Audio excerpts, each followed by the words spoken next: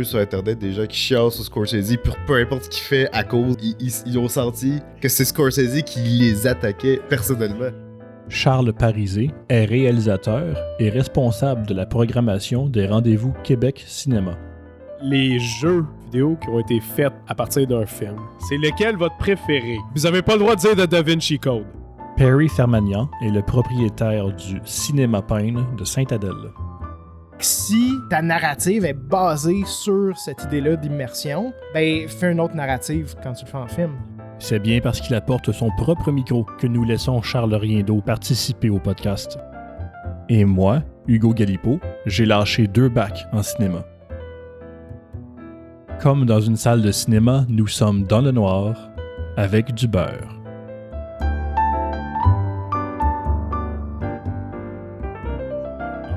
FNAF, il y a eu la plus grosse journée d'ouverture d'un film de jeux vidéo ever. Ouais. Il a fait 70... Hein? Mario. Non, la journée.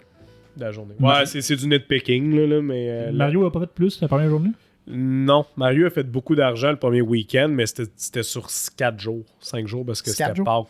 C'est 4 jours, parce qu'il a sorti mercredi... Fait que tu vas de mercredi jusqu'à dimanche parce que c'était Pâques. Il avait fait 300 millions, là, C'était énorme. Mais en termes d'une journée seulement, il a fait 78. Mario a fait moins d'argent en une seule journée. Tandis que, non, sa journée d'ouverture. C'est du gros nitpicking de box office, là. Sauf que le vendredi que Five Nights at Freddy's est ouvert, il a fait 78 millions. C'est la plus grosse ouverture pour un film de jeux vidéo dans l'histoire des films de jeux vidéo. La barre n'est pas très haute. Là. Non, elle n'était pas très haute. Moi, honnêtement, c'est moins le cas récemment parce que Mario a un peu changé ça, mais à cause qu'il est populaire, moi j'ai pas aimé le film, mais en tout cas, il a fait de l'argent, fait qu'à qu'il a réussi à faire son objectif. Là, mais ça fait longtemps là, que genre on entend souvent le discours qu'un jeu vidéo, tu peux pas faire un film avec. T'sais, dans le sens que tu prends l'élément qui fait qu'un jeu vidéo est un jeu vidéo, l'interactivité, puis tu l'enlèves. Fait que c'est comme une œuvre que tu enlèves un élément pour en faire quelque chose d'incomplet un peu. Ouais, mais je suis sûr qu'il y a une bonne façon de le faire, mais ça dépend toujours qu'est-ce que tu adaptes et qu'est-ce que tu fais. Puis faut que tu sois willing à accepter que quand tu regardes, que quand tu l'adaptes, puis les personnes qui sont fans, qui soient willing que ça va pas être pareil que quand tu joues. Là, c'est sûr, mais c'est pour ça que je dis que Mario, c'est un succès commercial. Pour ça, c'est réussi. En termes de film, c'est littéralement un film d'animation qu'on a déjà vu avant. C'est juste qu'ils ont mis des skins de Mario sur les personnages. Tu sais, oui, mais c'est pas les enfants de 10 ans. Eux, ils ont pas vu avant ces films-là. C'est pas une excuse. Tu sais. Non, je suis en train juste de dire que pourquoi tu dis que le film a marché. Ben, regarde. Non, je suis pas curieux de savoir pourquoi, mais tant qu'à moi, ils n'ont pas réussi encore la mission de faire un film de jeu vidéo. Ben, cette année ou de l'année passée, il y a eu c'est pas un film d'une série, là, de Last of Us. Ouais, mais The Last of Us, ce que les gens aiment, c'est juste les cutscenes. Le jeu. Le gameplay. Il y a une dissonance entre le gameplay de The Last of Us et la narrative. C'est comme 2 sections différentes. Tu peux couper toute la narrative, la prendre puis la mettre dans un package, puis elle fonctionne bien parce que c'est une bonne narrative. Mais le gameplay est pas en support actif à cette narrative-là. Ben, ça montre que justement, ça dépend de quel genre de jeu que tu adaptes. Si tu adaptes un jeu qui est comme juste du gameplay, mettons comme Doom ou Halo, tu te fais c'est juste toi qui tires des monstres tout le long. Évidemment que le film que tu vas faire, il poche, là. C'est pas. Le film de Doom avec The Rock en 96. C'est ça peut faire des bons films, ça n'a juste jamais été fait encore. Mais je suis convaincu que quelqu'un qui va trouver à un moment donné la formule. Ça fait longtemps là, que le film de Metal Gear Solid est un peu dans les limbes de pré-production. Là, récemment, c'était celui qui a fait les Kong. Qui a fait les nouveaux King Kong, Kong Skull Island, tout ça, là, je me rappelle pas de son nom, là, c'est lui qui était associé avec ça. Metal Gear Solid, ça marchera pas. Il faut que ce soit Kojima qui va le faire, non, mais il va jamais le faire. Moi, j'aimerais ça qu'il fasse des films, Kojima. L'aspect gameplay est trop important, je pense, à Metal Gear. Il est trop mis de l'avant, l'aspect gameplay. Il y a beaucoup de cutscenes dans les jeux. Il y a beaucoup de cutscenes dans le 4. Le 4, là, je pense. Il y a 4 heures. 9 heures. Ouais, il y a quelque chose comme. Ouais, c'est quelque chose de même. Il y a 4 heures de cutscene. À peu près, ouais. Puis la cutscene. C'est pas 9 heures. Ça m'étonnerait même pas que ce soit 9 heures. C'est fuck. Mais la cutscene de la fin, elle dure 1h30. Ouais. Quand t'as battu le dernier boss, moi, je l'avais fait ce jeu-là. 1h30 après. T'as juste un film. Ouais, t'as juste un film après, puis il est excellent. En tout cas, moi j'adore Metal Gear Solid 4. Mais ils refont le 3. Ouais, j'ai hâte. Qui a de l'air Man-Eater, ça? Snake Eater. Snake Eater, ouais. C'est pas mal le meilleur de la franchise. Ouais. Ça va être la même histoire, je pense, là, sauf que c'est juste qu'un genre de Ouais, c'est vraiment. Ils leur font dans le tout ils leur font complet. Ouais, en tout cas, c'est hâte. Mais j'aimerais pour ça... les gens qui sont pas intéressés en jeux vidéo. Non, c'est ça. J'aimerais ça qu'Hideo Kojima fasse des films. Parce que c'est un gros amateur de films. De ce temps-là, il se tient beaucoup avec Nicholas Winding Refn. Ouais, c'est ça. Sauf qu'il n'y aura jamais un film de Metal Gear Solid réalisé parce que Konami par Kojima, parce que les deux ils ont part ways, puis ils reviendront plus ensemble. Bury that hatchet, ils veulent pas. Il n'y a jamais rien de mort, c'est pas ce que malheureusement. On sait pas ce qui peut arriver. Petit fun fact, je sais pas si vous avez vu dans Cyberpunk, Hideo Kojima il est dedans. Ouais. Il y a un caméo, vous l'avez vu? C'est vraiment cool. Première fois quand tu rentres dans Arasaka. Il parle de film justement. Pour revenir à le potentiel de faire un film avec un jeu vidéo, c'est ça. Souvent, je trouve que c'est un peu comme dire, je vais prendre un film puis je vais en faire un livre avec. Mais ça s'en vient bien, je trouve. Ça s'en vient... C'est mieux les films de jeux vidéo que ce que ça a déjà été. J'en ai pas un en tête. Moi, admettons, Détective Pikachu, je l'ai trouvé bon. Je l'ai pas vu. C'est... agree to disagree. Mais c'est... moi, je l'ai trouvé bon. J'ai trouvé ça le fun. Je trouvais que c'était une manière créative d'intégrer Pikachu dans un monde d'humains avec des... Je trouvais ça divertissant. C'est le fun. Je sais que c'est pas tout le monde qui a trippé dessus, mais c'est une manière un peu le fun de... Autant plaire aux fans finis puis c'est qui dire connaissent à quel point il est basé sur le jeu vidéo, c'est ça qui est la petite nuance. C'est ça, c'est pour ça que je trouve que c'était un peu tough, parce que Mario c'est le brand le plus connu sur la planète. Ouais. J'ai découvert ça récemment, c'est le brand c'est-tu le plus non, attends une minute. Pokémon, c'est le brand le plus cher sur la planète, qui vaut le plus de je sais pas combien de centaines de milliards là, genre, parce que le branding est juste tellement huge. Genre, si demain matin Disney arrive et ils disent on veut acheter le brand de Pokémon au complet, ça leur coûterait un prix qui n'a pas de sens. Mais je pense que Mario, c'est le brand le plus connu. Genre recognizable. Recognizable, au niveau du brand recognition. Ça veut pas dire que le gars en Irak, dans son bunker tout décalissé, il va savoir exactement toute l'histoire de Mario. Là, non, mais il y a sûrement une la casquette rouge qui traîne quelque part avec un jeu de Mario dedans. C'est ça, la casquette rouge. Il va la reconnaître. Il va savoir ça vient d'où. Make America Great Again. Qu'est-ce qu'il y a je savais pas que Mario il était vraiment pro-Trump. C'est ça. Mario il disait build a wall. C'est le M pas pour Mario, c'est pour Maga. Exactement. Pour être fair, moi le film de Sonic, le premier je l'ai assez apprécié pour que je sois déçu du deuxième. Ouais. C'est ça. Ouais. Sonic, le premier, je l'ai apprécié. Il y avait... Je suis juste pas d'accord avec le fait de dire que c'est impossible. Puis, il veut dire, récemment, il y a eu des films qui montrent comme genre, ok, ça commence à devenir de plus en plus possible. Parce qu'avant, un film adapté d'un jeu vidéo, c'est juste de la dompe. Ça marchait pas. C'était de Uncharted, c'était correct. C'est un jeu vidéo qui est tellement inspiré du cinéma à base que tu peux revirer la formule. Ouais. Puis ça marche. Mais est-ce que tu considères... Je sais que tu lis beaucoup, là. Charles? Pas tant que ça? Pas tant que ça, mais tu lis juste plus qu'avant, c'est ça? C'est des nouvelles résolutions. Mais, tu sais, il y a des gens qui considèrent qu'il y a des livres qui sont comme impossibles à adapter. Ah, c'est ça. Parce que t'as juste trop besoin de l'imaginaire du lecteur. Mais c'est un peu la même... Il y a quelque chose... Il y a une relation similaire avec le jeu vidéo. C'est ça. Entre le joueur puis le jeu, puis l'interactivité. Mais ça, là-dessus, on a un meilleur track record de livres qu'on disait qui étaient impossibles d'adapter puis que ça fait des bonnes adaptations. On a eu Dude récemment. Qui était supposé sortir aujourd'hui. Cette fin de semaine. Longtemps, les gens disaient que c'était impossible. Puis je le lisais, le livre, puis j'étais comme genre, comment tu veux adapter ça? The Road de Cormac McCarthy, puis là, Blood Meridian de Cormac McCarthy aussi, que Blood Meridian, tout le monde considère que c'est un livre qui est impossible à adapter.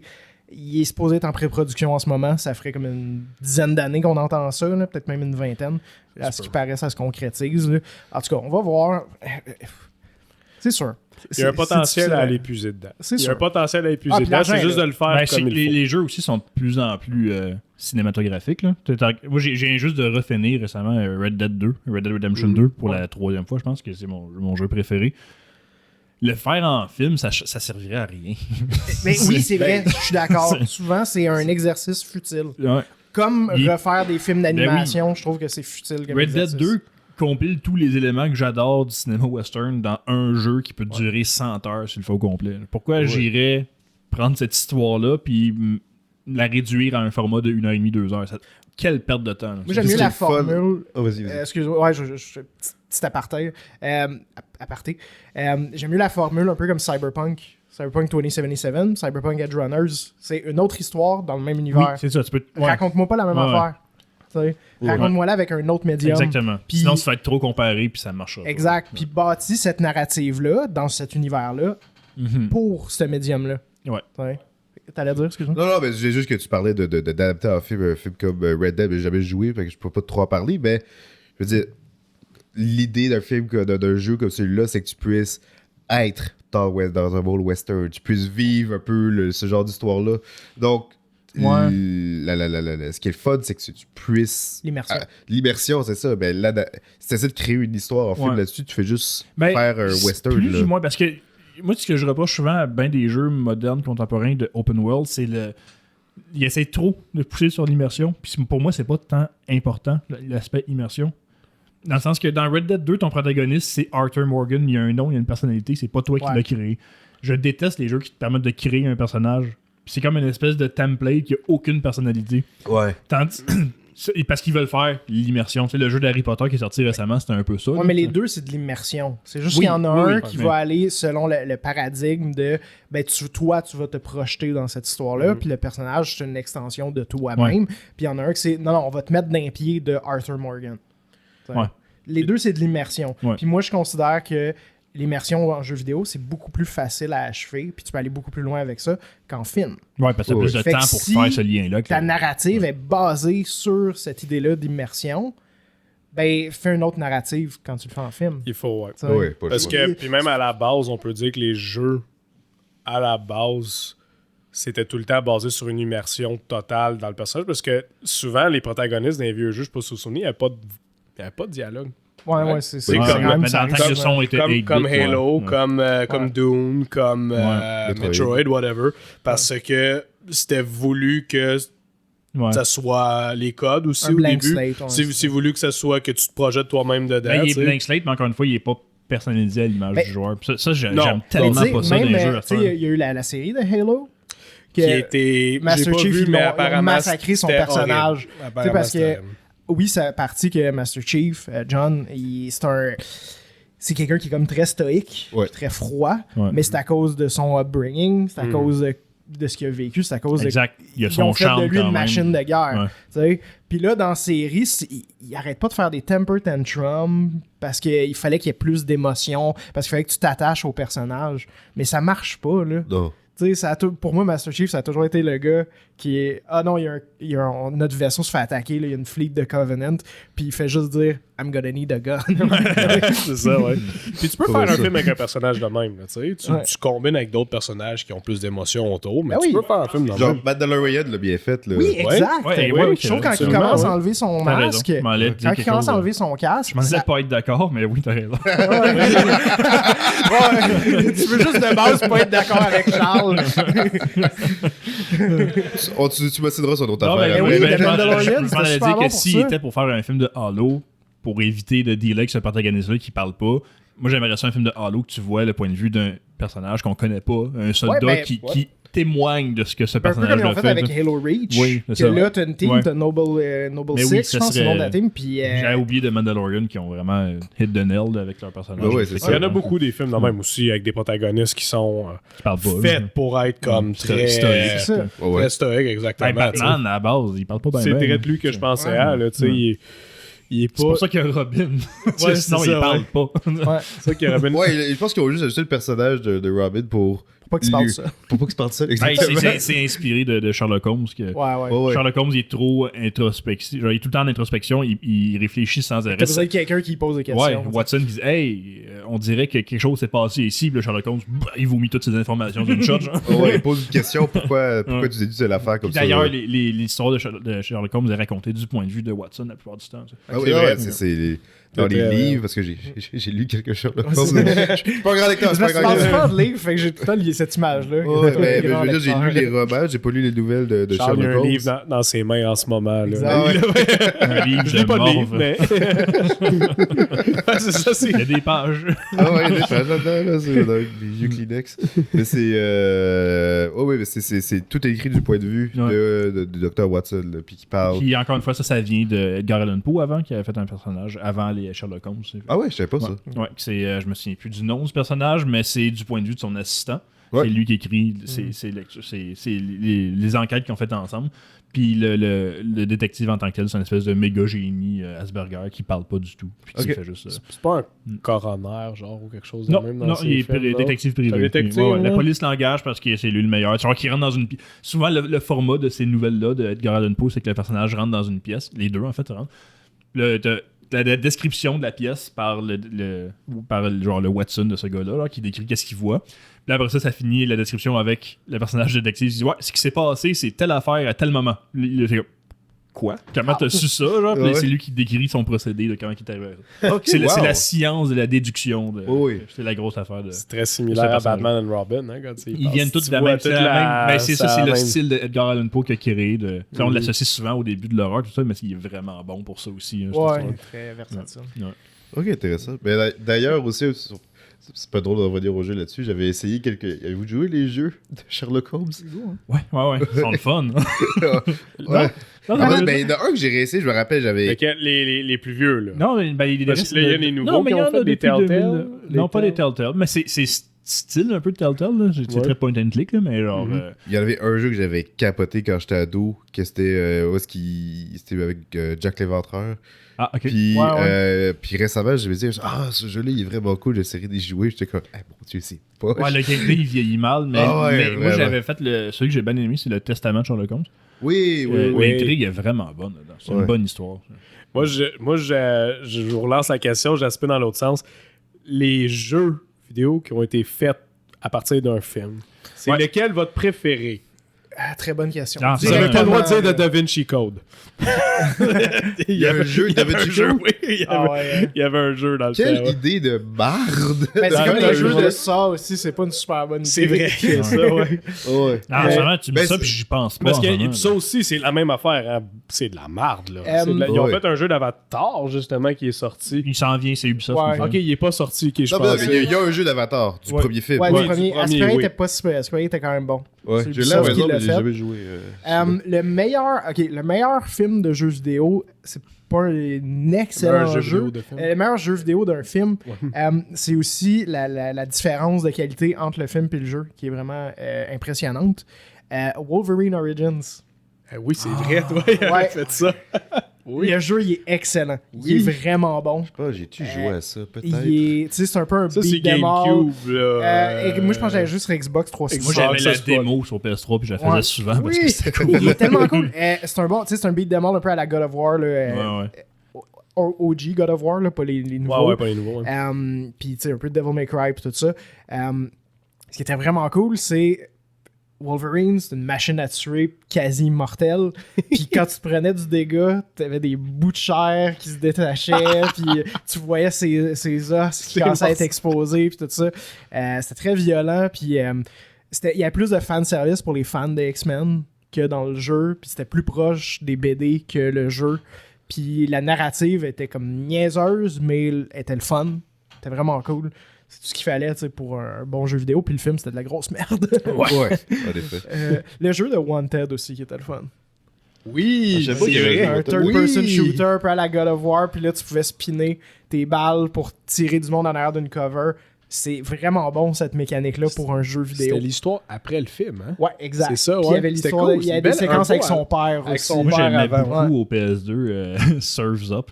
Il était le fun. C'est quoi ça? C'est l'espèce de faux documentaire en animation sur des pingouins qui font du surf. Ok, il y a un jeu de ça. Il est sorti en même temps. C'est dans le temps que chaque film se devait d'avoir son jeu. C'est vrai, mais le fun. Le jeu était vraiment cool. Tu peux faire des rails, tout, c'était fucking cool. Avec des tsunamis, tu fais surfer, c'est vraiment chouette. Parfait. Je sais pas si je sais qu'il y a un jeu de Reservoir Dogs. Y as-tu joué? Non, j'ai pas joué, mais j'ai entendu parler moi aussi. Oh, pour vrai? Ouais, il y a un jeu. Oui, il y a un jeu de... Oui, il est quand même bon. Sérieux? Ouais. Il est quand même bon. Eux autres, ils ont eu carte blanche pour faire le heist avant le film. Ouais. Puis il est intéressant. C'est un petit studio british qui n'ont pas fait grand-chose d'autre vraiment que tu connais. Mais je pense ils ont fait les jeux, si je me trompe pas, là, ils ont fait les jeux de Burger King. Les jeux de Burger King, là, il y avait 3 jeux de Burger King. Il y a Sneaking, puis il y a un jeu de cartes, puis il y a une espèce de... L'autre, je me rappelle plus c'est quoi pantoute. En tout cas, ils ont fait ça aussi, puis ils ont fait le jeu de Reservoir Dogs. Mais comment t'adaptes Reservoir Dogs? C'est juste du monde qui... Oui, il y a des petits moments d'action, mais c'est juste du monde qui parle tout le long. Là. C'est ça, c'est pas... Faut que tu détaches les deux. Là. C'est un jeu vidéo intéressant, mais c'est pas un essentiel pour l'espèce de mythologie autour de Reservoir Dogs. C'est un gros fan de Reservoir Dogs, c'est correct que tu t'as jamais joué au jeu. Et c'est ça, c'est bien correct. Mais si t'es un amateur de jeux vidéo, surtout les jeux vidéo un peu style, tu sais, dans le style de GTA San Andreas, puis The Warriors, pis tout ça, parce qu'il y a le jeu de The Warriors aussi. De quoi? Le jeu de The Warriors qui a été fait par Rockstar. Ah ouais? Ouais. Il y en a un. Le vieux film de Walter Hill des années 70? Non, la version des années... c'est 70 ou c'est 80? 79 à peu près. Ouais, c'est ça. Ouais, ben avec les gangsters. Je peux totalement voir un jeu adapté de ce film-là. Ça a été fait par Rockstar, fait que c'est un peu un jeu à la Grand Theft Auto, mais dans l'univers de The Warriors. Ben oui, on dirait que le film a été conçu quasiment pour être adapté en jeu quand tu y penses. C'est une quête assez linéaire. Ça fait très longtemps. Ouais, mais pour te donner un contexte, en fond, c'est ça commence straight, parce que t'as comme différents gangs. Puis chaque gang, on dirait ça fait très un peu déguisement d'Halloween. Ils ont tous comme leur propre déguisement, de toutes sortes d'affaires. Des clowns, des punks, du monde avec qui se déguisent en joueurs de baseball. Ils ont tous une look très distinctive. Puis à un moment donné, il y a comme un rassemblement de différents gangs. Puis à un moment donné, t'as comme un leader je sais pas comment le décrire, j'ai oublié qu'est-ce qu'il faisait exactement. Puis il se fait tuer. Il veut comme unifier ces gangs-là ensemble. Puis il y a un gang qui est pas pour ça, puis il le tue. Puis ils réussissent à faire croire que c'était les Warriors, qui est le gang principal que tu tues tout le long du film, que c'est eux qui l'ont tué. Leur but, c'est juste, le film se passe dans une nuit. Le but, c'est de s'échapper puis de pas se faire avoir. Fait que là, ils marchent dans les rues, puis là, ils croisent un gang, puis là, c'est un très bon film, je peux voir. C'est basé sur un livre, ça aussi.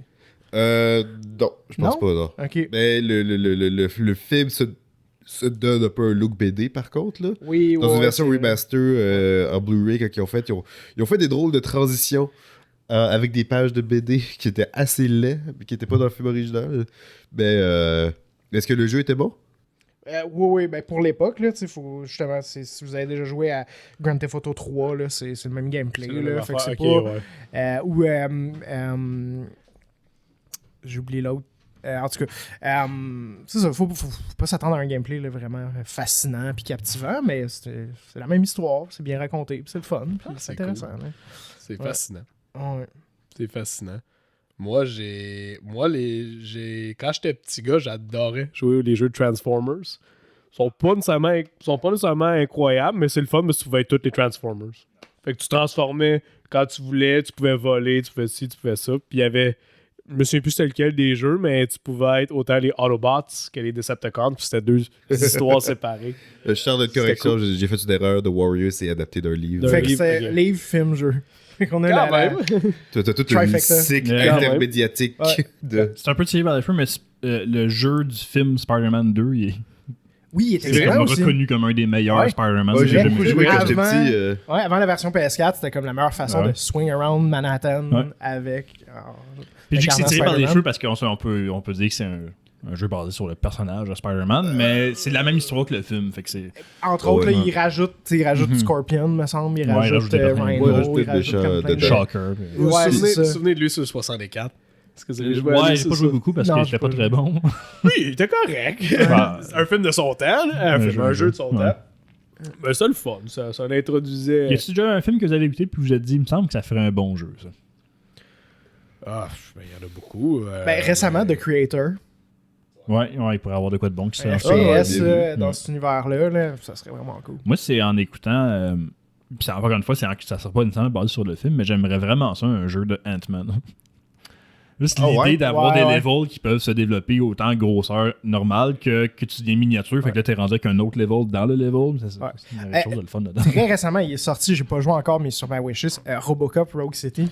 Oui, il y a de l'air écœurant. Oui, il y a de l'air cool. Il a l'air vraiment bon. C'est pareil comme incarner Robocop. Là, puis ils ont mis un effet un peu VHS là, sur le grain de l'image. Le scanner quand tu tires le monde. Extrêmement violent aussi. Quand tu tires le monde dans le pénis, ils ont une animation pour ça. Est-ce que l'élément satirique du film départ est encore là? Tu peux donner des tickets de parking au monde, comme tu peux juste les exécuter sur place là, parce qu'ils vendent de la drogue. Ah, ben oui. Ça a l'air vraiment cool. Puis ils font quelque chose d'intéressant où est-ce que ça se passe après le deuxième. Puis retcon un peu le troisième. Fait que ça devient dans la... Il est sorti ou... Oui, il est sorti la semaine passée. T'as-tu joué? Pas encore, mais j'ai hâte. Mais c'est ça, fait que ça devient un peu le troisième film. Un peu ce que le jeu vidéo de Ghostbusters avait fait aussi. Oui, c'est Ghostbusters 1, 2, il y a le jeu. J'ai joué à celui-là. Puis c'est le troisième.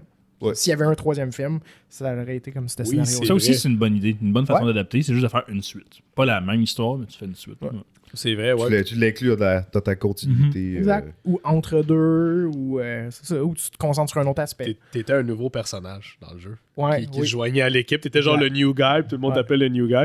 Mais c'est le fun, parce que l'immersion est parfaite dans ce temps-là. T'es comme... The Godfather ont fait ça aussi. Hein? Ouais, c'est ça que je voulais dire aussi. J'ai adoré les Transformers, mais les deux jeux de Godfather, asti que je les ai aimés. Ouais, c'était fun. Et surtout le 2 que tu gérais tes commerces. Tu gérais tes gangs, tu les envoyais toutes. Tu pouvais extorquer le monde. Ça, c'était cool. Tu rentrais dans la boulangerie. Là, tu pétais la gueule au gars, puis là, t'avais tous ces displays. Tu pétais ses affaires, là, t'as le petit gauge qui se remplit, puis faut pas que tu le surremplis, sinon il pète une latte, mais il veut te tuer, genre, tu sais. Là, moi, en voulant, étant complétionniste, j'avais tout pris les commerces de la zone, puis à un moment donné, il y a un événement dans l'histoire qui arrive, qu'il y a une nouvelle gang qui se pointe, puis qui wipe la moitié de tes gangs. Oui, puis tu peux avoir des gang wars, puis ça te faisait sauter tes commerces, tout.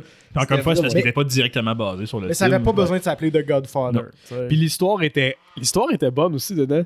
Mais tu sais, c'était l'histoire du film, mais genre les moments, t'étais là dans les moments comme stratégiques, genre c'est toi qui vas emmener la tête de cheval dans le lit du milieu. Il manque les moments qu'on voit pas à l'écran. Ouais, c'est ça. Mais ça, c'est une bonne façon de faire une adaptation d'un côté ou de l'autre. Mais tu sais, admettons, s'il était pour... on va faire un film de Mafia. Mafia 2, admettons. Ouais. Le jeu Mafia 2, il y en a 3. Mais tu sais, s'il faisait un film de ça, puis admettons, tu faisais exactement la même histoire que le jeu. Je pense pas que ça serait des jeux comme Mafia est hautement inspiré de The Godfather. Ça serait comme boucler la boucle pour revenir. C'est ça. Tu sais, je pense que... Admettons, un jeu de Mass Effect. Ah, j'aimerais ça. Ça serait un film de Mass Effect, je veux dire, ça serait cool si c'était... Moi, j'arrête pas de dire ça serait dans les événements de la trilogie Mass Effect, mais du point de vue de quelqu'un d'autre qui n'a pas rapport. Admettons une colonie quand les moissonneurs. Exact, c'est ça. Quand les Reapers, ils débarquent, puis là, ils wipent une colonie, puis c'est juste cette histoire-là. Ça serait intéressant. D'ailleurs, je pense qu'il y a eu un film d'animation qui est ça. Je pense un short, non, un vrai film d'animation, un peu comme le film d'animation de Dead Space. Qu'il y avait eu aussi. Ah, ça serait cool. Moi, j'aimerais ça qu'ils fassent un film de l'histoire de GTA 4. Pas obligé d'être identique, mais l'histoire c'est une bonne histoire. Très bonne vraiment dans le jeu. C'est vrai qu'il y avait quand même une histoire à cette tête dans celui-là. Le 5, je pense que c'est la meilleure histoire de toutes les GTA. T'embarques, tu débarques littéralement du bateau, t'es un immigrant slave, puis là, c'est fait ta vie ton cousin avec ses taxis qui marchent pas, puis tout le kit. Puis je trouve que ça ferait un très très bon film. C'est le rêve américain moderne. Beaucoup de personnages mémorables qui donnent beaucoup de texture à cette histoire-là. Qui veulent jouer au bowling sans arrêt. Puis la fin était bonne aussi. Du jeu, la fin était vraiment bonne aussi. Ça n'était un bon, ça. Ouais, ça serait un très très bon, ça. C'est différent. C'est pas quelque chose qui s'est fait beaucoup, des histoires d'émigrants slaves, mafia slaves. Voilà. Il y a les John Wick, là, tu sais, mais... Ouais, mais tout le temps les méchants. c'est ça. Mais c'est vrai, John Wick aussi, lui, il est... John Wick, ça ferait un excellent jeu. Il y en a un, mais c'est un jeu stratégie, là. C'est pas un... apparemment, dans le dernier film, il y a une grosse scène... Qui est inspirée de Hong Kong Massacre. C'est ça, ouais. Qui est, puis de Hotline Miami, qui sont des jeux, justement, top-down. Peux-tu décrire la scène? Dans le fond, tu vois de haut. Là, il s'équipe là, un shotgun là, de Terran Tactical. Avec des balles Dragon's Breath. Avec des Dragon's Breath round qui, en passant, ça met pas le monde en feu pour de vrai. C'est impossible, ça marche pas. Mais la scène est très cool, puis visuellement, ça marche. Elle est majestueuse. Ah, j'ai capoté au cinéma quand j'ai vu... Et Chris, il y a au moins 10 personnes qui pognent en feu, là, tu sais. Puis le réalisateur... En plan séquence. En plan séquence, là, c'est incroyable. Puis le réalisateur Chad Stahelski... Je pense que son nom, c'est Giga Chad. Giga Chad, c'est un Chad. Le réalisateur Giga Chad. C'est ça. Il s'est inspiré du jeu vidéo de Hong Kong Massacre, qui est un jeu, justement, en vue de haut. Fait que tu vois top-down, puis tu te promènes d'une pièce à l'autre, puis tu tires du monde, puis... c'est comme les originales Metal Gear Solid aussi. Ouais, exact, c'est ça. Puis c'est ça, fait que là, c'est le fun parce que ça donne... La chorégraphie, elle devient tellement intéressante vu que t'es en vue d'oiseau. Puis là, tu vois les gens qui s'en viennent. Puis là, t'es comme, oh, comment il va faire pour délai avec celui-là qui est l'autre bord du mur? Puis là, tu vois que il l'entend, puis là, il tire à travers le mur. Ça te permet des séquences comme ça qui sont vraiment le fun. Puis là, tu as une bonne vue de tout. Puis avec les Dragon's Breath Round, même si c'est pas réaliste, c'est le fun d'avoir un gros splash de cinéma, c'est magnifique. C'est fait pour le cinéma. John Wick au complet, d'ailleurs, c'est une franchise qui n'existerait pas sans bien des jeux qui ont eu lieu avant. C'est très jeu vidéo comme franchise. Genre, t'as des boss, t'as des levels, t'as des... C'est avec une histoire méga minimaliste comme ben des jeux d'action. Je trouve que cette relation-là entre le cinéma et le jeu vidéo est quasiment plus intéressante que, tu sais, comme on reconnaît notre influence de tel jeu, on reconnaît notre influence de tel film, est quasiment plus intéressante que juste une adaptation. Parce que t'amènes du nouveau en t'inspirant d'autres médiums artistiques. Puis c'est ça qui est génial, parce que le 7e art, puis là, prendre le jeu vidéo, que je considérerais le 8e, là, vraiment, le rendu là. C'est des médiums artistiques. La BD se bat pour le titre de 8e c'est vrai. Ouais, mais il n'y a pas de 9e. On s'était pas fait dire au cégep d'ailleurs qu'appeler le cinéma de 7e art, c'est plus ou moins vrai parce qu'il n'y a pas vraiment d'ordre. Là. Non, il y a un des autres. 7e art, c'est... Les autres, tu peux pas les numéroter, mais ceux-là... c'est parce qu'il est arrivé beaucoup plus tard. C'est qui avait dit ça? C'est un gars qui avait dit, genre, dans les années 30, il avait dit si la musique, le ci, le ça, c'est les 6 arts, le cinéma, c'est le 7e art. Ça réunit parce que c'était tellement nouveau que c'est ça. Il fallait comme capturer qu'est-ce que c'était le cinéma, puis le cinéma, c'est plein d'arts mélangés en un. On aurait pu penser qu'il y aurait des gens qui auraient appris de l'arrivée du cinéma, tu sais, qui disaient au début c'est pas de l'art, puis finalement c'est rendu un des médiums artistiques les plus consommés au monde. Même chose avec la BD puis le jeu vidéo. On aurait pu penser que des gens auraient appris de ça, puis quand des gens qui snobbaient le jeu vidéo, c'est pas de l'art, mais... littéralement, ils ont le même chemin. Le même cheminement, les deux médiums. Pourquoi ces mêmes gens-là, pour eux, le TVA Sport, c'est de l'art. Je te parle des snobs. Les gens qui snobent le jeu vidéo. Les intellectuels. Vos profs d'université.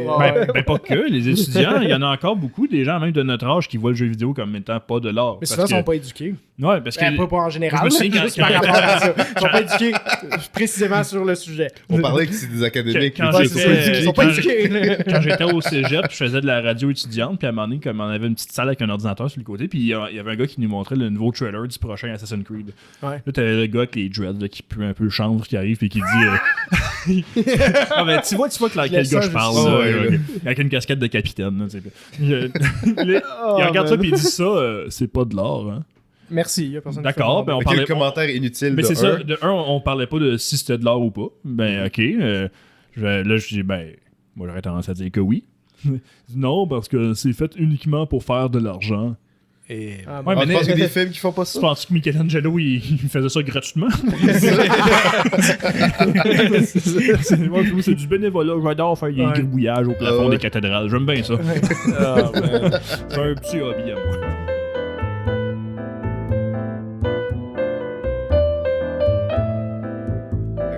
effet qui peut arriver. Comme une fois tu connais un peu le cinéma, ben tu penses que tu connais vraiment beaucoup le fait que je connais le cinéma, donc je suis quelqu'un de très intelligent. Ouais, yo. Il y a le film I Like Movies que j'ai vu récemment. Je l'ai vu aussi récemment. Parle précisément de ça. Là. Du monde. On suit un jeune qui est clairement... il est sur le spectre de l'autisme, de toute évidence. Puis, possiblement. Il est peut-être juste très awkward aussi. Là, ouais, mais... mais ouais. On peut laisser se poser. C'est un cinéphile comme... Lui, c'est écrit dans sa tête qu'il s'en va dans une bonne université pour faire du cinéma, puis que lui, il est un génie, puis pour lui, le cinéma, ça devient la chose la plus importante au monde, puis il comprend pas pourquoi est-ce que c'est pas ça pour tout le monde. Ouais. Lui, il parle de ça avec des collègues, il travaille dans un vidéotour, il parle de ça avec sa collègue, puis il dit « Ah, moi, j'aime pas tellement ça, les films. » Mais pourquoi tu travailles ici? J'ai pas le choix, j'aimerais un job. Tu vis sur une autre planète, là, une espèce de bizarre. Il juge sa mère parce qu'elle prononce mal le nom d'un réalisateur. Tu sais, il est cringe, il est lourd à regarder. Là, un film bro. Ouais, c'est un film bro. Mais je l'appellerai pas bro. Ouais, les films bro, c'est plus genre Marvel, des Star Wars. Là, ouais, c'est vrai. C'est vrai. Ouais, mais t'as différentes. Je pense qu'il faudrait qu'on s'assoie puis on décortique c'est quoi les personnalités de cinéphiles qui existent. Mais au bout de la ligne, il n'y en a pas une qui est pas valide. Je pense que tout le monde a le droit d'aimer les choses qu'il aime pour les raisons qu'ils veulent. Ah, ben oui. C'est juste que c'est l'attitude que tu as par rapport à d'autres cinéphiles qui peut être dérangeante des fois de dire que tu te considères supérieur. Les gens qui ont un complexe d'infériorité par rapport à ça, c'est là que ça devient bizarre un peu. Laisse donc ce gars-là aimer ce qu'il aime. Que ça devient sa personnalité, sa vocation. The hill I will die on. C'est ça, exactement. Puis je pense je suis sûr que tu as eu ta phase de même aussi un peu. Là. On a tous passé par là. Mais je pense que ça vient d'un... Un peu les enfants font ça aussi, là, tu sais, un enfant, ça se définit beaucoup selon ses goûts. Ouais. Puis je pense que quand tu commences en cinéphilie, c'est un peu snob. Puis il y a beaucoup de gens qui malheureusement ne perdent jamais ce réflexe-là, puis ils sont encore de même très adultes. Là. Ils sortent jamais de l'école. C'est pas une question d'école. Des gens qui vont très loin de la vie, que je trouve qu'ils font encore ça. Puis c'est pour ça que les gens, quand t'insultes, leur truc qu'ils aiment, ils prennent vraiment personnel parce qu'une insulte à ça, c'est une insulte à moi. Oui, parce que c'est ma personnalité. Exactement. Comme, j'en reviens pas encore que les gens débattent encore d'une phrase que Martin Scorsese a dit dans une entrevue à un moment donné, quand il a juste dit que genre, les Marvel, je trouve que c'est pas du cinéma. Tu sais, regarde, on peut débattre là-dessus. On le fera pas ici, by the way. Non, mais... Je suis prêt, là. Mais, tout a été dit là-dessus. On en a même déjà parlé avant. Ici? Moi, en tout cas, moi, je suis... On l'a couvert un petit peu. Là, je sais pas ce qu'il voulait... J'ai pas lu le review complet de Scorsese, puis je sais pas ce qu'il voulait vraiment dire par là, mais je suis d'accord avec lui, parce que c'est vrai que Marvel, ça file comme aller faire un manège à ronde, mais pour toutes les bonnes raisons. Un bon Marvel, c'est le fun, c'est un manège, les gens réagissent, ça crie dans la salle, c'est cool. Je pense je suis d'accord un peu avec lui, mais c'est juste la façon de nommer les choses que je serais comme genre. L'idéologie derrière, c'est très grossier comme c'est ça. Mais je veux dire, encore aujourd'hui, tu vois un peu sur internet des gens qui chialent sur Scorsese pour peu importe ce qu'il fait à cause de. Ben, à cause des gens-là, trip sur Marvel. Il y a comme un cinéaste qui est arrivé, puis il a chialé, puis là, ils ont senti que c'est Scorsese qui les attaquait. Personnellement. Scorsese, il est fille des journalistes aussi, là, de ce temps-là. À chaque fois qu'il y a un film qui sort Scorsese, il dit des affaires outrageantes. Là, les journalistes prennent une phrase, puis ils mettent ça comme clickbait, puis les gens sont fâchés. Récemment, il y a une de mes employées, c'est une fille, puis elle étudie en cinéma. Elle est très bonne. Puis elle m'a dit qu'elle a fait... on vient de sortir le film Priscilla de Sofia Coppola, l'histoire de la femme d'Elvis, qui doit sûrement être... elle est talentueuse, Sophia, puis elle a dit, pour niaiser, elle a dit dans ma classe, elle était au cégep à Saint-Jérôme, elle a dit, j'ai dit comme devant plusieurs personnes, ah, Sophia, j'ai entendu que son père, il fait des petits films indie, lui aussi, tu sais, genre. Puis elle a dit que, genre, la réaction c'était pas beau, là. C'est genre, c'était pas juste comme, attends, t'es-tu sérieux? C'était comme... T'es conne, t'es ci, t'es ça. Les gens sont prêts de prendre une blague. Ils sont en train de faire leur preuve. Il faut qu'ils montrent qu'ils connaissent ça. Moi, je sais c'est qui Francis Ford Coppola. Toi, tu le sais pas. Je pense que c'est dans la dernière saison. C'est lui qui a fondé les voitures Ford. Dans la dernière saison de BoJack Horseman, dans son cheminement, pour ceux qui connaissent pas le personnage, il est en crise existentielle sans arrêt. C'est un acteur has-been des années 90 qui cherche une raison de vivre. Puis à un moment donné, il se ramasse à être enseignant en cinéma. à l'université. Puis là, genre, il parle, il essaie d'enseigner un peu son métier. Puis là, t'as un étudiant qui lève sa main, il dit j'ai pas vraiment de question, mais je voulais juste dire que moi, j'ai vu tous les films de John Cassavetes. OK. Bravo. Cool. Pensons maintenant à autre chose. Non, mais les cinéphiles, on s'entend, ils ont des profils particuliers. Ah ouais.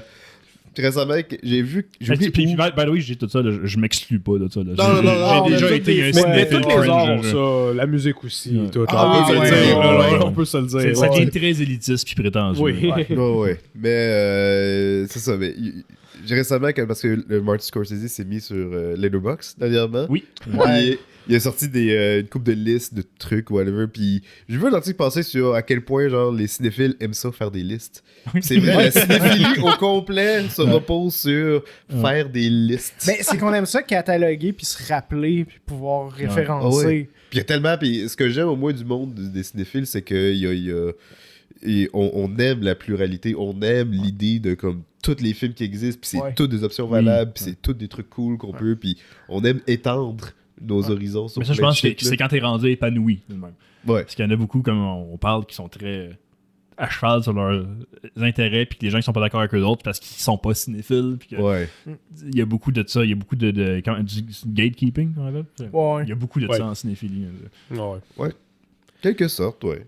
Genre de dire, mais si dans t'aimes tout, encore une fois aussi. Ouais. Genre de dire, si t'aimes pas les films de David Lynch, ben peut-être que t'aimes pas vraiment le cinéma. C'est le genre de statement que quelqu'un ferait qui est de mauvaise foi. Mais c'est surtout des jeunes qui sont encore au cégep. C'est ça, c'est rare que, en tout cas... Un adulte ferait pas ça. S'il le fait, il y a un problème. Un adulte, un professionnel, c'est vraiment plus rare que ce genre de discours-là. Tu sais, d'ailleurs, moi, j'ai trouvé ça drôle. Là, celui qu'on a rencontré là, au souper. Au festival. Ah, le gars de Mediafilm. Ouais, c'est ça, le Mediafilm. Mediafilm, c'est eux autres, hein, que les notes de. Oui. C'est le directeur des contenus numériques. Comment il s'appelle? Je me rappelle pas de son nom. Martin? C'est ça, Martin? Ouais, il est chauve. Chauve avec une barbe. Il a une barbe? Ouais. Ouais, je pense que c'est lui. Ouais, Martin, ouais, c'est ça. On va éditer ce bout-là pour ça va être gentil ou méchant ce que vous allez dire? Non, pas gentil. Non, on jasait de film. Je suis pas parce qu'il est très sympathique. Ouais, vraiment. J'ai une bonne relation avec, là, tu sais, mais... Non, c'est ça. On jasait de film, puis là, il nous demande, tu sais, c'est quoi vos films préférés? C'est quoi vos styles de films ou vos réalisateurs préférés, tout ça? Puis, tu sais, vraiment, juste discussion de cinéphile. Puis, aussitôt que j'ai mentionné, moi, mon style de film préféré, c'est vraiment comme les comédies d'horreur, là. Vraiment ridicule, un peu comme Brain Dead puis tout ça, puis tout de suite ça a comme cliqué, il y a eu une espèce de déclic comme oui c'est vrai.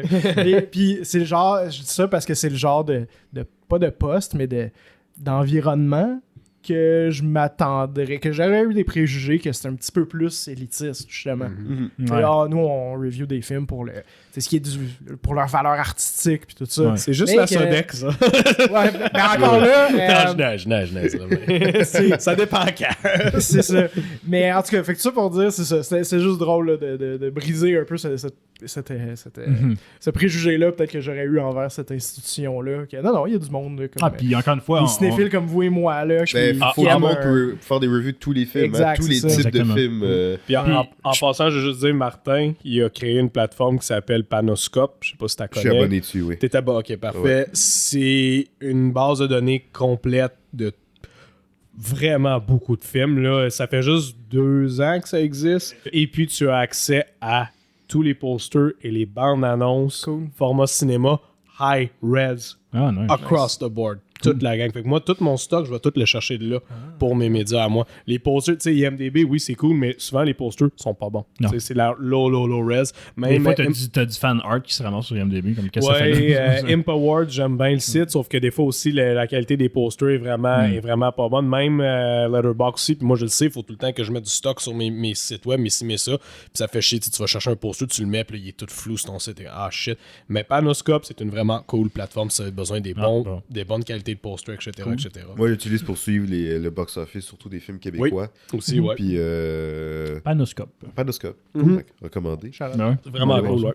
Pour venir à la cinéphilie. Ouais, par rapport à ce qu'on disait, je pense quand même que des gens plus jeunes qui embarquent dans ces compagnies-là, genre Téléfilm Canada, puis la Sodec, tout ça, je pense qu'il y a de plus en plus de films de genre qui vont se faire accepter. Parce que on le voit déjà. Oui. D'ailleurs, c'est ça qu'on a parlé avec Pascal Plante dans l'entrevue qu'on a sorti cette semaine. Immense. Justement, lui, il a l'air de dire que films de genre, des films un peu comme son film Les Chambres Rouges, il a pas eu de misère, il a passé du premier coup parce que il avait juste rien laissé au hasard dans son pitch. Son dossier apparemment il était très béton. Là, c'est ça. Ah ouais? Puis d'ailleurs, justement, on a parlé aussi que cette année, avec Vampire Humaniste, je cherche un suicidaire consentant. Qui est d'ailleurs, en passant, un petit shout-out, qui est numéro 1 pour le cinéma d'horreur sur Letterboxd en 2023. Ouais, c'est vraiment fou. C'est cool. Vraiment cool. Même à Sodec, il y a un peu un déclic là, je pense que c'est moins... Je pense pas qu'avant, c'est une question d'élitisme. Je pense que c'était surtout une question de qu'est-ce que, historiquement, on sait qui a fait de l'argent. Ici, au Québec. Ça va plus loin que ça. Oui, il y a de ça, mais c'est aussi, il refusait de rentrer dans ce marché-là. Puis il y avait une affaire de tradition québécoise. Au Québec, nos traditions est basée sur le cinéma vérité, sur le exact. Il disait que c'est trop américain. C'est ça, il disait que le cinéma de genre, c'est américain. C'est ça, puis legit, le nombre de fois que j'ai entendu un film de même, s'il y a des guns dans le film, c'est-tu vraiment un film québécois? Comme, voyons donc, c'est quoi ce genre de... On peut dire beaucoup de choses contre eux. Là. Les couteaux, même nous dans nos colloques, là, dans nos congrès, les couteaux, ils revolent souvent vers eux autres. Là. Ils sont... Ils changent tranquille. Mais c'est une institution gouvernementale. Fait qu'est-ce que tu veux? C'est toujours ça. Ils sont toujours 20 ans en arrière. Puis ça avance tranquillement, mais ils sont essentiels. On est chanceux d'avoir ça parce qu'on n'aurait pas d'industrie sinon. On chiale parce qu'on veut que ça marche parce qu'on y tient. C'est pas parce qu'on les haït, c'est parce qu'on aimerait ça mieux. Ça nous tient à cœur. Ça nous tient à cœur, c'est ça. Mais tu sais, on avance... on est en pleine période de changement, puis ça paraît, on a plein de bons films québécois cette année. Le cinéma québécois, c'est pas un genre, tu sais, puis il faut que ça soit à l'identité du peuple québécois qui est ultra varié, tu sais. De plus en plus. Qui a plein d'intérêts, qui veut raconter plein d'histoires différentes. Fait que dire que ça, c'est pas un drame humain ultra personnel, fait que c'est pas un film québécois. C'est stupide. Totalement. Ça change tranquillement pas. Ça change. Puis on peut remercier... Il y a tellement de bons films québécois qui sont sortis cette année. Là. Puis on peut partiellement remercier Vincent Goudzot qui est allé à TV et qui a dit les films québécois, c'est des films lamentables.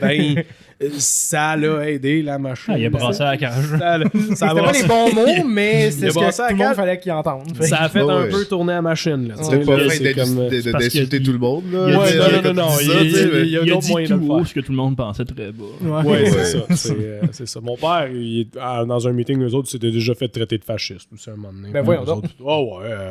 Je sais pas c'était quoi. Le monde a oublié que ça veut dire fasciste. Mais ça retourne loin. Là, ça fait comme 15-20 ans en arrière. Là, mais il avait dit une opinion similaire à Vincent. C'est encore une fois, c'est un contexte très particulier où est-ce que il avait refusé un film quelconque qui était, je sais pas c'est quoi le film, qui était comme un bon plan, puis il avait décidé d'aller avec un autre film qui a pas marché, qui s'est cassé la gueule. Tom il a dit mais non, mais voyons donc qu'est-ce que vous faites là, puis eux ils ont dit ça. Puis il y a un côté, je sais plus si c'est encore le cas chez Sodec, mais il y a un côté très narcissique, je vais au festival de films avec le film que j'ai financé moi, la Sodec. Il y avait un côté un petit peu élitiste. Qui se donne l'importance. Qui se donnait ça. Qui produisent un film qui a des chances d'aller en festival. Qui a des chances d'aller en festival à Cannes.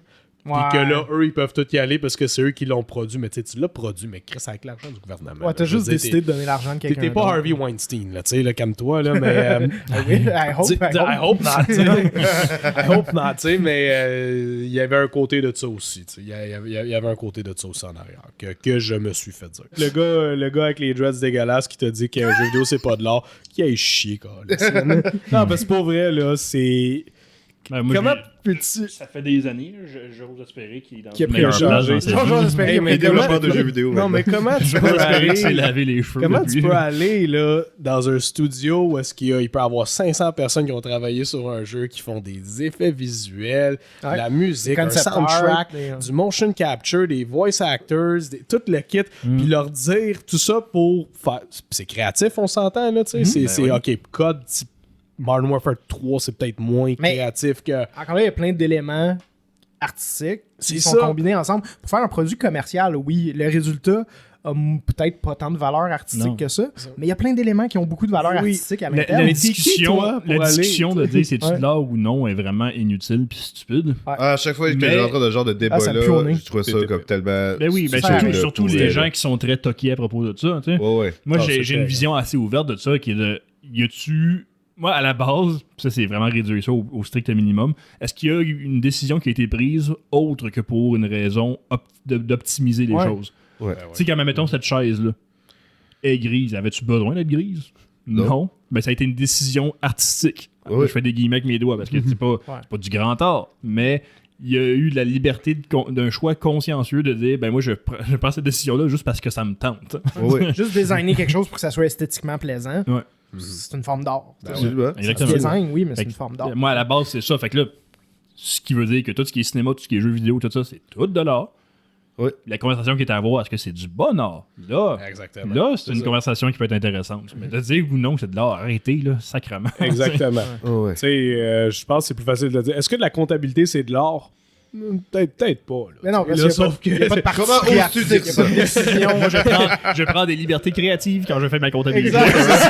ça, c'est de la fraude. Ils sont bons, là.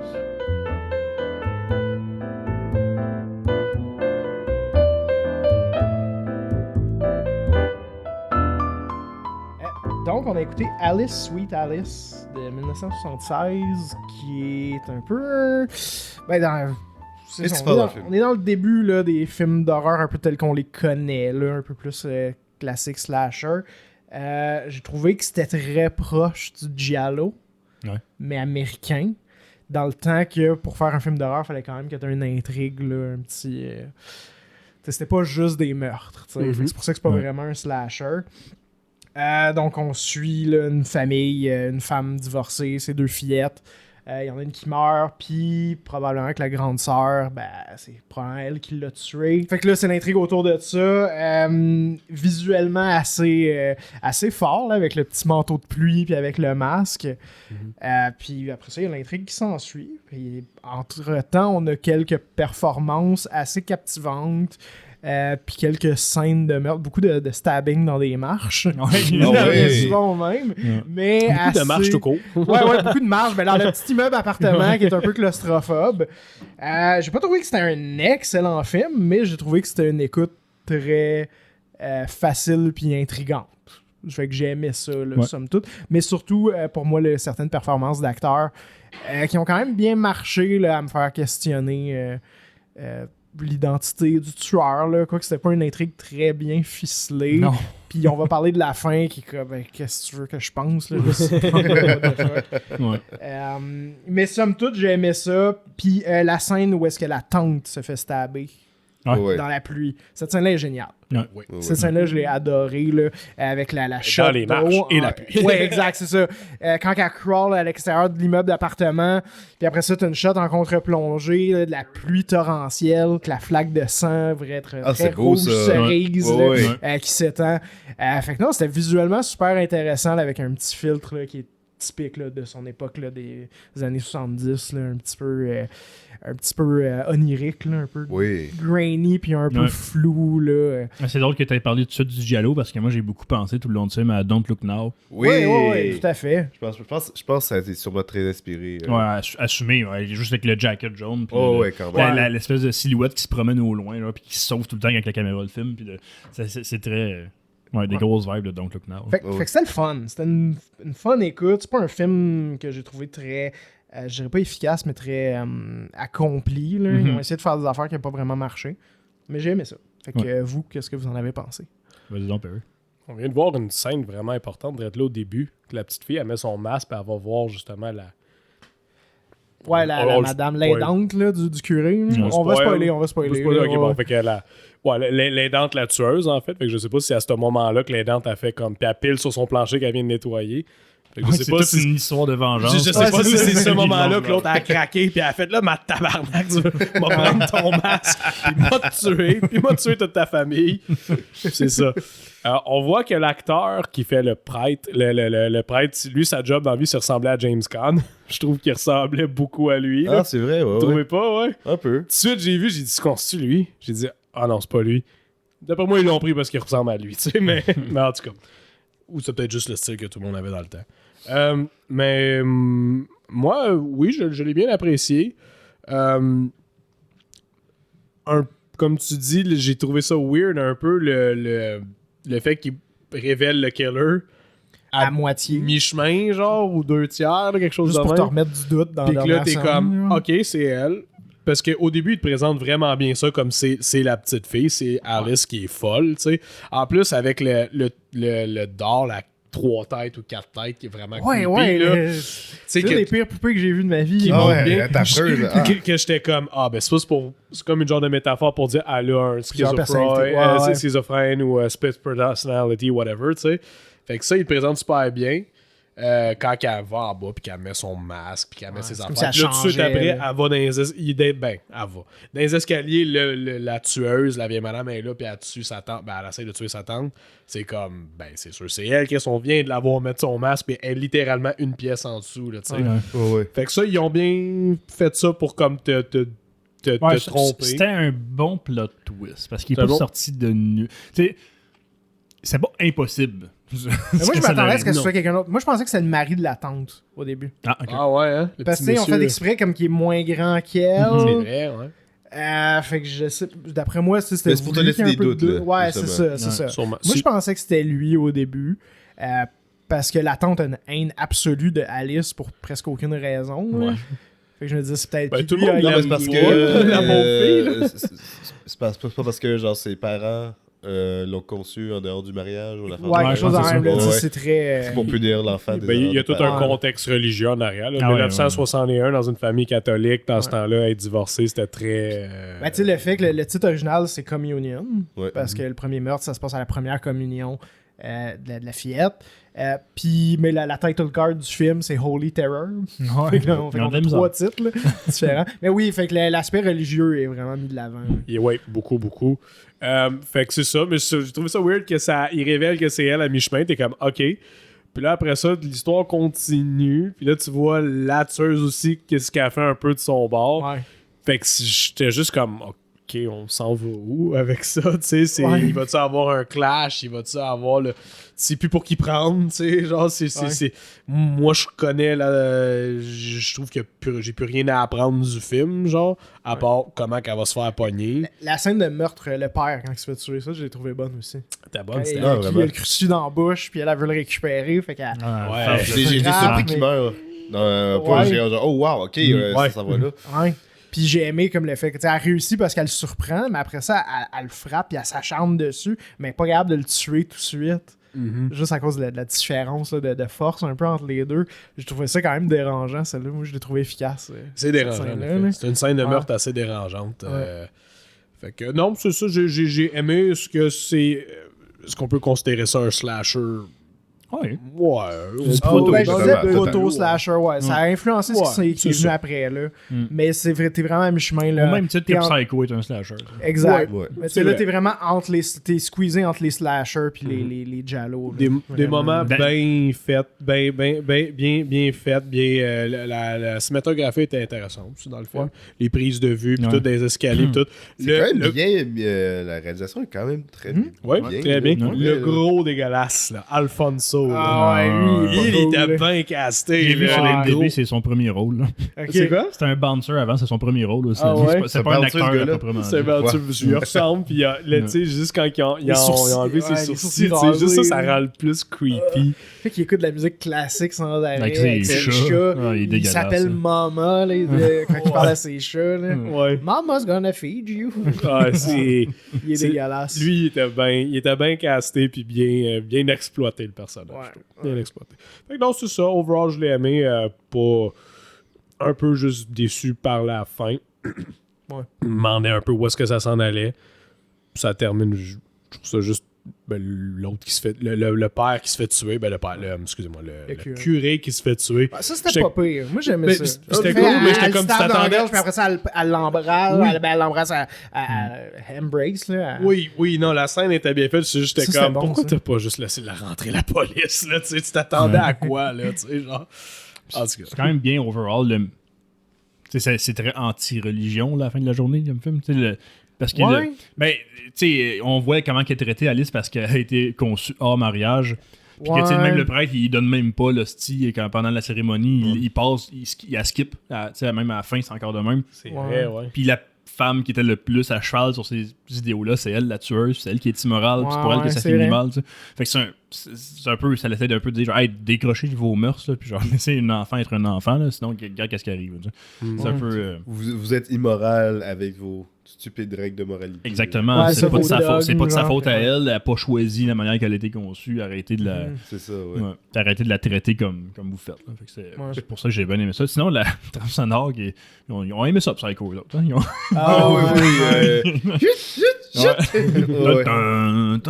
Genre une couple de fois que ça revient. À chaque meurtre, ça revient. Non, mais c'est un film qui montre très clairement ses inspirations là-dessus. Ce qui peut des fois être bien si c'est comme un peu comme De Palma qui lui c'est très très très très évident comme ok ce film-là est inspiré de telle affaire. Des fois De Palma il pousse trop loin parce que c'est carrément des remakes faux remakes qu'il fait là ça me dérange mais juste fait comme on s'amuse avec les codes avec des références ça peut être bien des fois. Moi je me demande un peu quand tu prends le contexte historique 76 quelqu'un qui a pas vu Psycho il y a sûrement pas grand façon de le voir. Bonne question. Fait que si tu réutilises des trames sonores vraiment similaires puis des méthodes, sous prétexte que c'est un hommage, ça reste que bien des gens qui n'ont pas vu Psycho, ils vont vivre ça pour la première fois, puis pour eux autres, c'est que waouh, c'est Jenny que t'avais fait ça. Ouais. Le film est sorti 16 ans avant, Psycho avec. Exactement. Fait que oui, c'est le fun qui assume leurs influences, mais il y a une petite hypocrisie là-dedans. T'sais, aujourd'hui, tu peux prendre pour acquis quelqu'un qui aime le cinéma, il a accès à tous les classiques. Puis tes inspirations qui t'ont permis de faire ton film. Fait que de mettre des petits clins d'œil de même, c'est correct, puis tout le monde, ok, cool, on est tous à la même marche. Mais à l'époque, pas de la même relation qu'il y avait. Ça se faisait beaucoup des rip-offs aussi dans le temps. Exactement. On en a parlé l'autre fois quand on regardait les posters. Là. C'est exactement ce que je veux dire. Le nombre de posters qui sont pareils à des gros hits comme les Star Wars du temps, les planètes des singes, les aliens, les mais c'est pour ça, est-ce qu'on parle d'influence et hommage ou rip-off? C'est ça qui me tracasse un peu de dire, ben les gens, ils l'ont pas vu c'est 1960, Psycho? Absolument. Fait que ils l'ont pas vu en 60, puis moi je fais mon film 16 ans plus tard, ben je mets la même trame sonore, personne ne va rien dire. Ouais, Don't Look Now t'es sorti 3 ans avant. Exactement. Fait que c'est un peu cool, assumer vos influences, puis j'ai rien contre, parce qu'au bout de la ligne, ça donne quelque chose de plaisant, mais la moralité de la chose, c'est-tu vraiment un hommage ou une influence, ou c'est juste t'as pris quelque chose d'un autre film que t'as aimé, puis tu l'as mis dans le tien? Ouais. Ben, c'est une bonne question. Mais l'affaire, on va se dire, c'est tellement minimal dans le film. Le film est très majoritairement original. C'est pas que ça, oui. C'est ça, ben ça. Pas une distinction aussi, mais bonne question. Mais non, overall, j'ai bien aimé l'esthétique. Juste la bannière qu'on a ici sur Letterboxd, qui est très dérangeante. Moi, j'aime bien. Le poster est incroyable. On s'entend là-dessus. C'est vraiment cool. Quand elle a attaqué la tante des escaliers, elle pensait que c'était la mère. C'est ça? Parce qu'elle avait pas de raison de tuer la tante. Ben, la tante était... non. Non, mais la tante elle vivait selon toutes les bonnes mœurs catholiques. Oui, c'est vrai, parce que elle vivait selon toutes les bonnes mœurs catholiques, elle. Moi, je pense qu'elle faisait ça parce elle pensait que c'était la mère. Non, moi je pense qu'elle faisait ça parce qu'elle voulait vraiment incriminer Alice. Pour se débarrasser d'Alice. Oui, et Alice se faisait antagoniser constamment par la tante. C'est logique. Oui, exact, c'est vrai, ouais. Moi, c'est le même, je l'ai perçu. Comme ça aussi. Puis à la fin, là, je sais pas si vous avez remarqué, mais quand le prêtre arrive pour lui donner son communion, puis il donne pas, puis il dit viens avec moi, c'est fini, on va aller en arrière, puis la police t'attend. Elle crie But tu me donnes pas la communion, but you gave it to that whore, en parlant de l'autre madame. C'est comme, t'as pas compris, madame, là que ce que tu fais, c'est pas bien, là, tu sais, genre. Mais il y a encore, à la fin, il skip encore Alice malgré tout.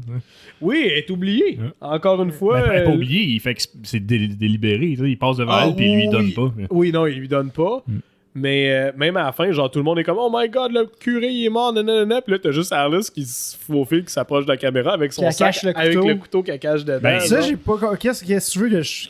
Moi c'est sûrement pour inciter qu'il y aurait une possibilité d'avoir une suite peut-être un jour. Une suite ou pas, je pense que ce que ça sous-entend, c'est qu'encore une fois, c'est que les mœurs de cette communauté religieuse là affecte les gens. Le fait qu'elle est encore exclue, malgré tout ce qui est arrivé, qui ont prouvé que c'était pas elle la tueuse, il donne quand même pas la communion, puis il a renié encore juste parce qu'il était conçu en mariage. Fait que c'est elle, sa frustration. Elle veut être reconnue par sa communauté, puis elle l'est pas. Fait que je pense qu'elle prend le couteau. Sa mère est où? Je pense qu'elle est du monde. Peut-être, on sait pas. Ben, je pense que c'est comme pour dire, mais elle va continuer, genre. Je penserais pas. Les suites n'étaient pas si pas cover que ça à l'époque. D'après moi, c'est pour mettre du doute par rapport à... C'est pour ouvrir une porte à peut-être le faire, mais moi, quand elle est minage, j'étais comme... Peu importe, c'est sûr pour dire, mais les meurtres vont continuer, puis ça va être elle qui va les faire parce qu'elle est négligée. Parce que c'est vrai, t'es comme, pourquoi qu'à la fin de l'histoire, sa mère est pas comme, oui, ma fille, je t'aime, on a failli mourir encore une fois.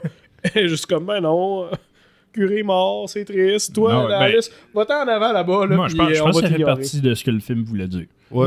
Sincèrement, là, c'est vraiment. Elle n'est pas bien traitée par sa communauté, puis elle est frustrée quand même. Ça reste que ce problème-là n'est pas réglé à la fin du film. Elle est encore située comme une outcast. Sa mère est encore considérée comme la femme qui a eu une relation prémaritale. C'est pour ça qu'on dit que c'est un proto-slasher. Il y a les mêmes codes qui reviennent. Puis le pire, là, c'est qu'elle dit une fois vite fait dans le film. Elle était enceinte quand elle s'est mariée. Ouais. Fait qu'elle a eu le sexe avant. Elle a eu le sexe avant le mariage. Mais tu sais, elle a pas. C'est pas un enfant bâtard. Là, selon eux autres, oui. Selon eux, oui. Parce que c'était avec le même homme en plus. Ouais, c'est ça. Elle s'est mariée avec son mari, puis elle était déjà enceinte. Mais c'est quelque chose. C'est pour ça que je pense que la fin sous-entend qu'elle est encore frustrée par rapport à son entourage, puis qu'elle a des choses à régler. Sans vouloir dire qu'il va y avoir une suite, je pense que c'est vraiment. C'est la destinée du personnage de jamais être reconnu puis de tout le temps être mis à part. Ouais. Charles. Pas mal. Tout a été dit. Tout est dit, mais juste embarqué dans votre conversation. Non, mais c'est très bien. J'ai vraiment aimé ça. Pour moi, j'ai bien aimé ça. J'étais quand même surpris. C'était vraiment meilleur que ce que je pensais que ça allait être. Moi, j'avais vu des images, fait que visuellement, je savais que ça allait au moins être visuellement pertinent. Ouais, mais je trouvais ça vraiment intriguant. Je regardais ça, j'étais comme genre, waouh, c'est pour un film que j'ai pratiquement jamais entendu parler avant, puis avant que tu l'apportes. Je trouvais que c'est bien ficelé. Petite intrigue vraiment mini dans quelques petits lieux à peine. Il y avait quelque chose dans la direction photo que je trouvais quelque chose de captivant. Je pourrais pas le décrire, mettre le doigt dessus, et de quoi de vraiment accrocheur dans tout ça. Même des fois, l'acting est vraiment off, mais on dirait que ça marchait. Je trouve. Ça crée une espèce de petit univers distinct. Là. Ouais.